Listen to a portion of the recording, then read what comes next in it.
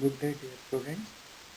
In this lecture, you shall see about the fundamental rights and fundamental duties of a citizen of India, which is covered in Module 1 in Lecture Series 4.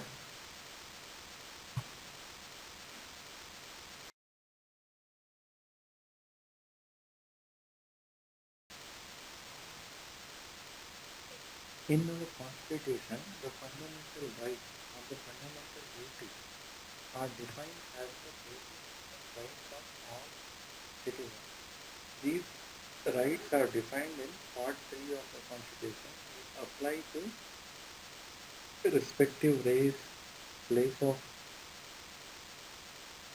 and they are applicable irrespective of the race of a person, place of birth of a person, religion of a person, caste of a person, creed of a person, or gender of a person.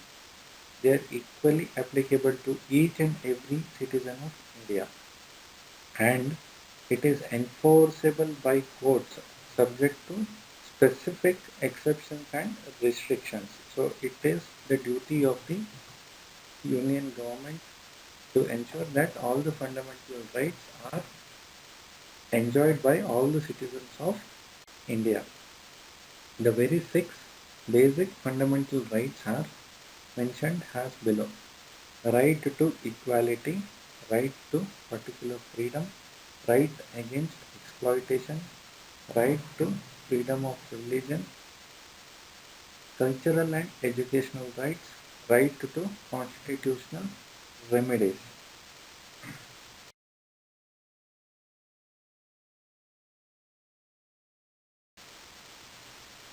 In this slide, we can see about the very first right, that is right to equality. What it means is equality before law. The state or in India, a person will not be denied any, or the state shall not deny to any person equality before law, or in other words, equal protection of the law will be provided to all the citizens of India within the territory of India. The second is prohibition of discrimination on grounds of religion, race, caste, sex, or place of birth. So the state, here the state means India has a government, shall not discriminate. Here the state refers to India.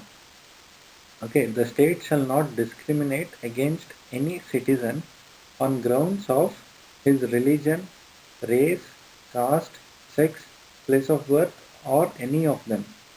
Okay, what it means is everybody is treated equally in the eyes of law. No citizen on grounds of nothing in this article shall prevent the state from making any special provisions for women and children for their development. Okay, although it is mentioned that everybody is treated equal, however, whenever required, the state can make special provisions for the development of women and children. And nothing in this article shall prevent the state from making any special provisions for advancement or betterment or improvement of socially and educationally backward classes of people, or educationally and socially backward citizens, for scheduled castes and scheduled tribes. Okay, and equality of opportunity in matter of public employment. So there will be equality of opportunity for all the citizens in matters relating to employment or appointment in any office under the state. So state shall treat all the people as equal in terms of employment, and no citizen on the grounds of only religion, race, caste, sex, descent, place of birth, residence shall be ineligible for a particular job or discriminated against in respect of any employment to office under the state. So every citizen is eligible to get a job under the state. He cannot be discriminated against any of the reasons citing his religion, race, caste, sex, descent, place of birth, etc.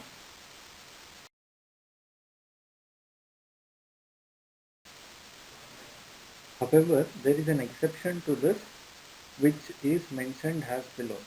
Nothing in this article shall prevent the Parliament from making any law prescribing in regard to a class or classes of employment or appointment of any office under the government or any local or any other authority within a state or union territory, and the requirement has a residence within the state or union territory prior to such employment or appointment, which means that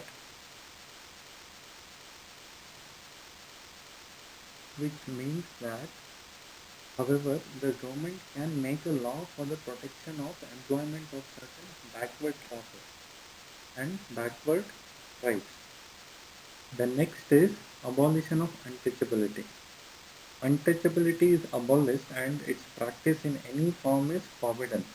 The enforcement of any disability arising out of untouchability shall be an offence and it is punishable in as per the law. As per the untouchability was very prevalent during independence.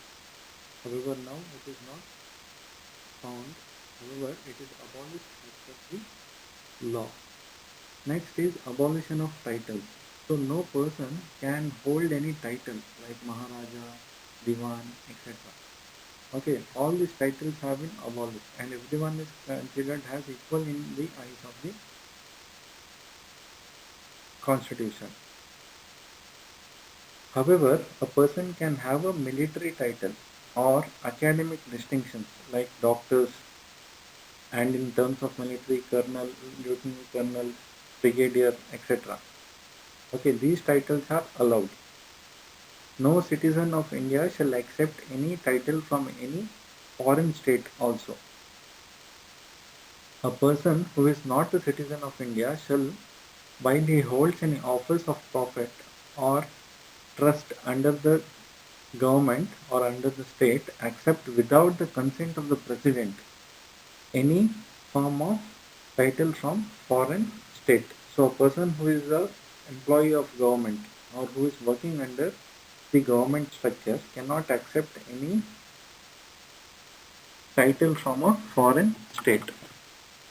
No person holding any office of profit or trust under the state without the consent of the president accept any present emolument or office of any kind from any person from the foreign state. So if a person has to accept any emoluments or any favors, it has to be only after the acceptance of the president.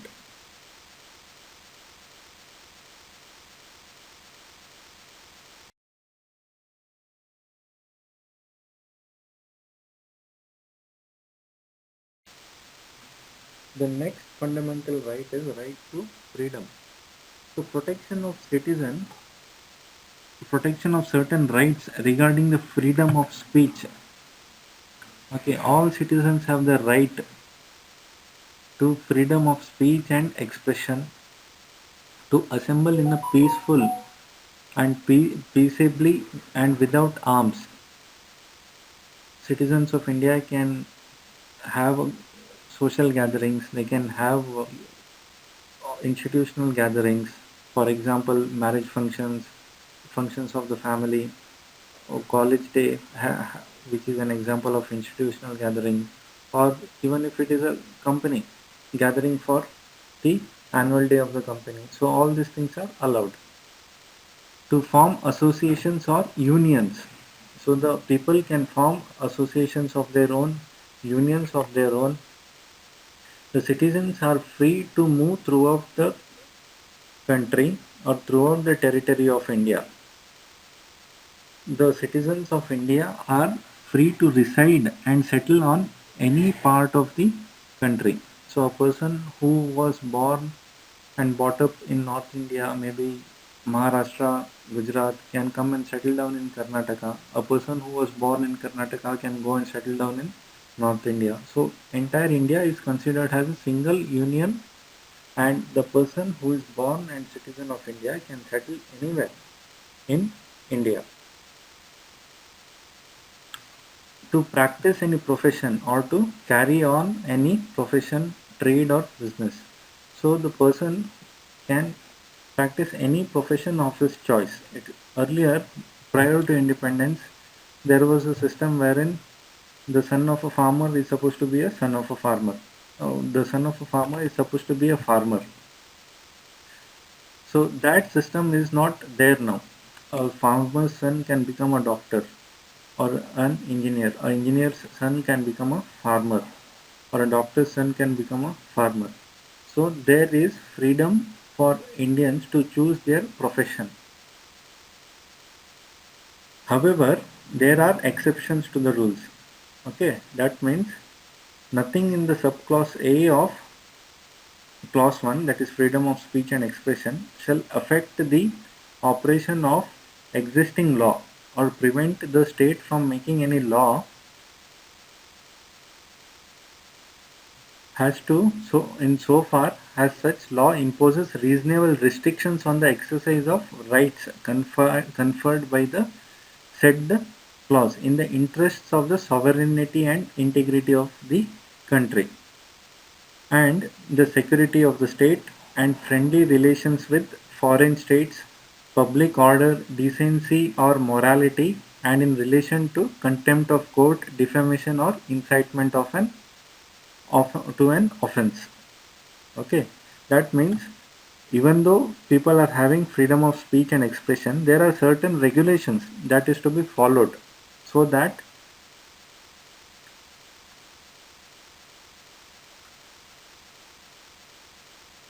the sovereignty and integrity of the country is not affected. That is what it means. Next,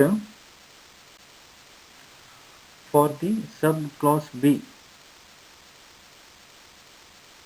for the said clause shall affect the operation of any existing law in so far as it imposes or prevents the state from making any law imposing in the interest of the sovereignty and integrity of India or public order reasonable restrictions on the exercise of the right conferred by the said clause will be implemented.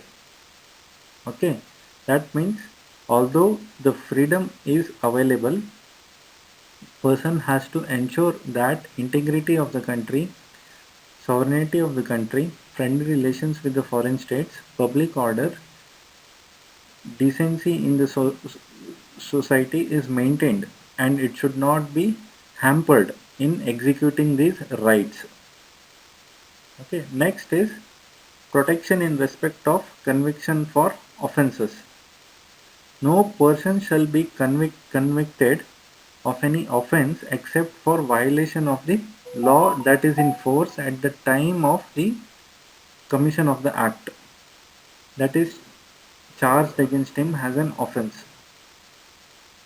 Okay, or the person cannot be subjected to a penalty greater than that which might have been inflicted under the law that was in force at the time of the commission of the offence. And no person shall be prosecuted and punished for the same offence for more than one time, and no person accused of any offence shall be compelled to be a witness against himself. So if he is guilty, then he cannot be a witness against himself in any case.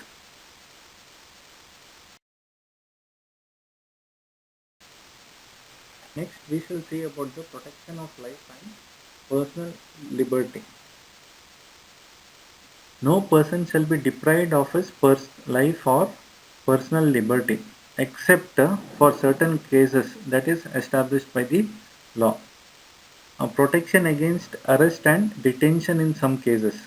No person will be arrested or shall be detained in custody without being informed. If he is being arrested, it has to be clearly told to him why he is being arrested and what is his mistake, okay, or what has he committed that has resulted in his arrest. So as soon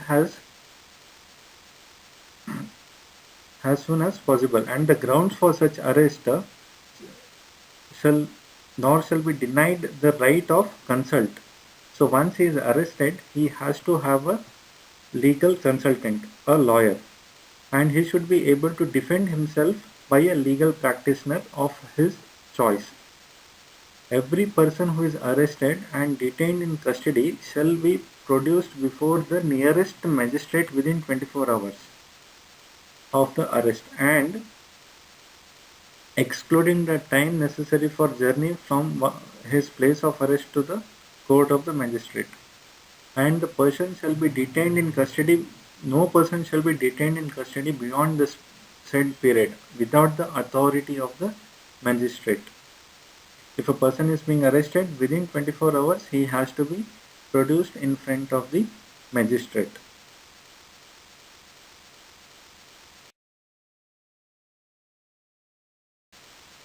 Next is right against exploitation. So prohibition of human trafficking or human beings and forced labor was introduced in our constitution. So traffic in human beings and like beggar and similar kinds of forms of forced labor are prohibited by any contravention, and the prevention shall be an offense that is punishable under the law. So persons cannot be forced to work for an individual or for an organization. If it is to be happening, they have to be compensated properly. If they are working for an organization, they have to be compensated properly. So human exploitation is prevented, human trafficking is prevented, and it is by law punishable. Nothing in this article, however, shall prevent the state from imposing compulsory service for public purposes.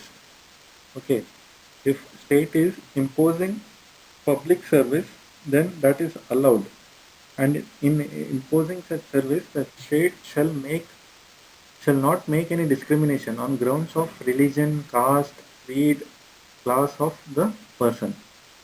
So if the state is making it mandatory for service to the nation, then the person has to do that, and it cannot be discriminated based on his religion or race or caste. Next is prohibition of employment of children. No child should work below the age of 14. A child below the age of 14 cannot be employed or cannot be forced to work in a factory or a mine, or cannot be engaged in any hazardous employment.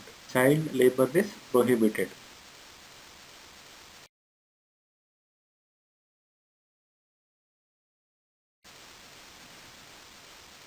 Next is right to freedom of religion. Freedom of conscience and free profession, practice and propagation of religion is allowed in our constitution, provided public order, morality and health and the provision is maintained as per this, and all persons are equally entitled to freedom of conscience and right to freely profess and practice and propagate their religion. Nothing in this article shall affect the operation of any existing law to prevent the state from making any law and regulating or restricting any economical, financial, political or other secular activity which may be associated with the religious practice. So the state has the right to prevent this. Okay, and the state has the power to regulate this, and providing for social welfare and reform of or throwing open the Hindu religious institutions for public character to all the classes and sections of the Hindus. which means that all the people from the Hindu community can enter and offer their prayer in a temple. Next is freedom to manage religious affairs. Our constitution allows freedom to the institutions and individuals to manage religious affairs, provided public order, morality, health, and every religious denomination and section shall have the right to maintain it. And it also provides option to establish and maintain institutions for religious and charitable purposes, to manage its own affairs and to in the matters of religion, and to own and acquire movable and immovable properties, and to administer such property in accordance with law. So individuals or institutions can buy property, land, or immovable property like land, or movable properties like vehicles, etc., and they can administer the operations of such institutions.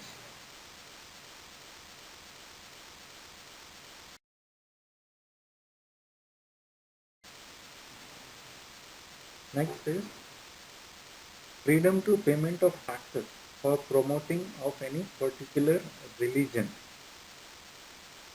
No person will be compelled to pay any taxes, and the proceeds of which are specifically for the payment of expenses for the promotion and maintenance of that particular religion or religious denomination. Which means that if a person is pertaining to a particular religion, then you cannot force him to pay tax just because he is pertaining to that particular religion. Okay. Next is freedom to attendance at religious instructions or religious worship in certain educational institutions. So no religious instructions shall be provided in any educational institutions that is maintained out of the state funds. If it is a government run organization, then religious instructions cannot be given in such institutions. That is what it means. Nothing in the clause 1, however, applied to educational institutions which are administered by the state but has been established under the Endowment Act or trust, which requires that religious instructions shall be imparted in such institutions. Which means certain institutions are set up with the permission from constitution or by law under the state's funding, but for that particular religious group itself. So in such institutions, it is possible to administer religious religious sermons. Attending any educational institute recognized by the state or receiving aid out of the state fund shall be required to take part in any religious instructions that may be imparted in such institution, or to attend any religious worship that may be conducted in such institution, or any premises attached thereto, unless such person is a minor or his guardian has given his consent for that. Okay, which the literal meaning of this is that you cannot force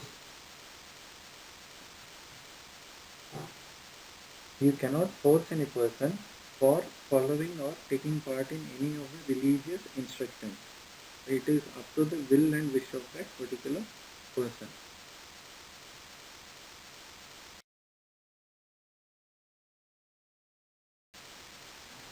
The next fundamental right is cultural and educational right. So protection of interests of the minorities also falls under this. Any section of citizens residing in the territory of India or any part of India, a distinct language or culture of their own, will have the right to conserve it. A specific culture, a specific language is spoken by a community of people. They have the right to conserve their culture. and the citizen shall not be denied admission into any educational institution maintained by the government or by the state or receiving aid out of the state funds on grounds of any of religion, race, caste or language. So if a person is from a particular religion and wants to go to an educational institute that is run by different religion, then he cannot be denied entry into that institution. It is the will and wish of the person and he has to be admitted. Next is right of minorities to establish and administer educational institutions. So all the minorities, whether based on religion or if they are based on language, shall have the right to establish their own educational institution and administer their own educational institution. So the minorities can maintain an educational institution of their own. The state will not grant any aid to the educational institutions. The state shall not, in granting aid to educational institutions, discriminate against any educational institution. So discrimination against educational institution is not allowed on the grounds of management of the minority, whether it is based on religion or language. So state shall not discriminate any educational institution that is based on linguistic or religion minority and shall give all the rights and benefits that is set up under the state under this clause.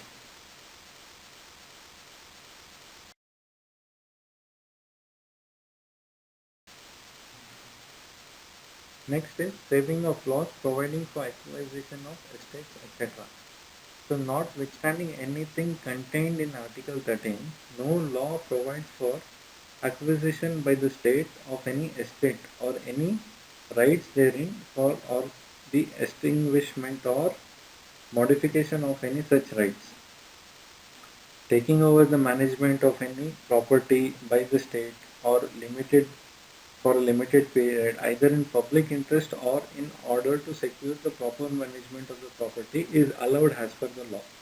So state, if it finds out that something wrong is happening in an institute or in an management of a organization, then state and once the proper management is and once the proper management is established, it can give back the administration to the desired organization. The amalgamation of two or more corporations, either in public interest or in order to secure proper management of the corporations, is also allowed. State can do that or the government can do that.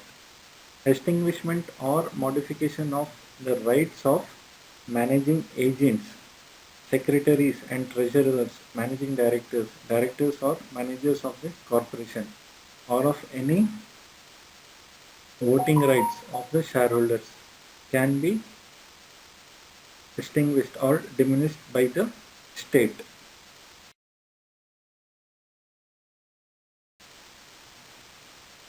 Right to constitutional remedies. Every citizen has the right to constitutional remedy.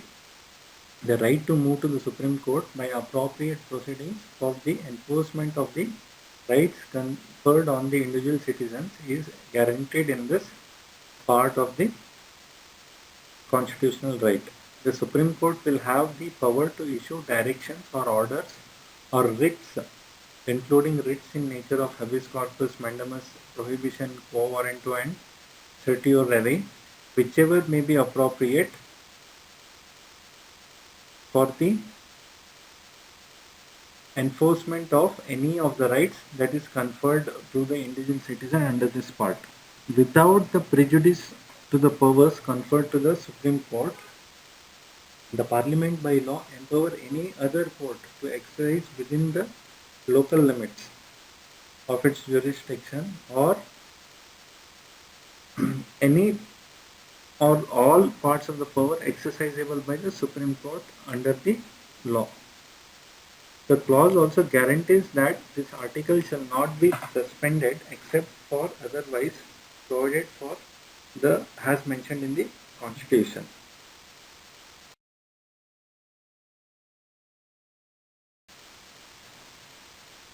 So the Parliament can determine up to what extent the rights conferred as per the Constitution under this law is applicable to the members of the armed forces.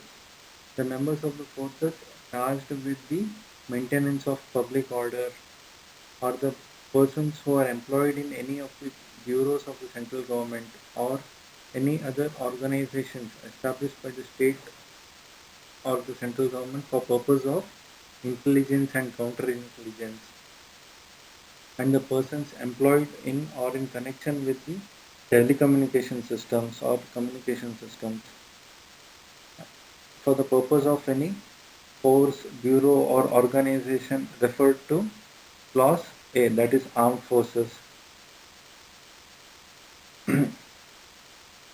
and restricted or abrogated so as to ensure the proper discharge of their duties and maintenance of the discipline among them.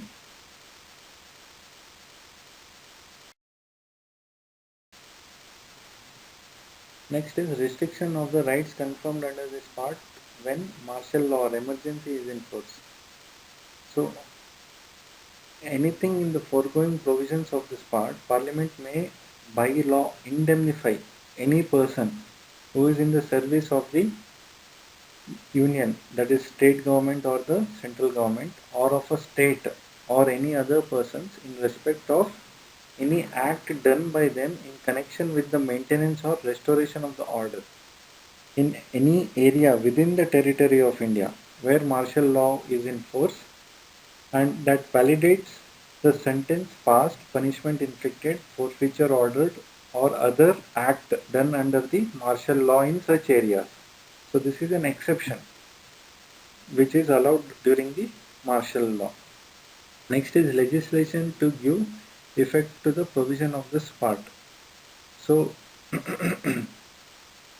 Parliament shall have, and the legislature of the state shall have, not have the power to make any laws. Only the Parliament or the central house of the people can pass laws with respect to this. The state government cannot do or clear the laws with respect to the laws of the citizens.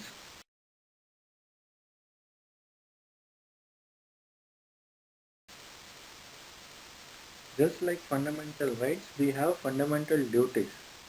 So countervailing factor has been just like fundamental rights, fundamental duties are also to be fulfilled by the responsible citizens of our country. So fundamental rights and fundamental duties are like the two sides of a coin. A person enjoys the fundamental rights, at the same time he has to fulfill his fundamental duties. So it shall be the fundamental duty of every citizen of India to abide by the Constitution and respect its ideals and institutions like national flag, national anthem, etc. He has to cherish and follow the noble ideals which inspired our national struggle for freedom. The individual has to uphold and protect the sovereignty and unity and integrity of the country. The individual has to defend the country and render national service whenever it is required or whenever the country calls upon. The individual has to promote harmony and spirit of common brotherhood among all the people of India of various religion, various language, linguistics, region, sectional diversities, and has to renounce practices of derogatory to the dignity of the women. He has to respect women. The fundamental duty also tells that the individual has to value and preserve the rich heritage of the composite culture of our country. The individual has to protect and impose the natural environment, including forests. He has to preserve the natural environment like forest, lake, rivers, wildlife, and has to have compassion for the living creatures. The individual has to develop scientific temper.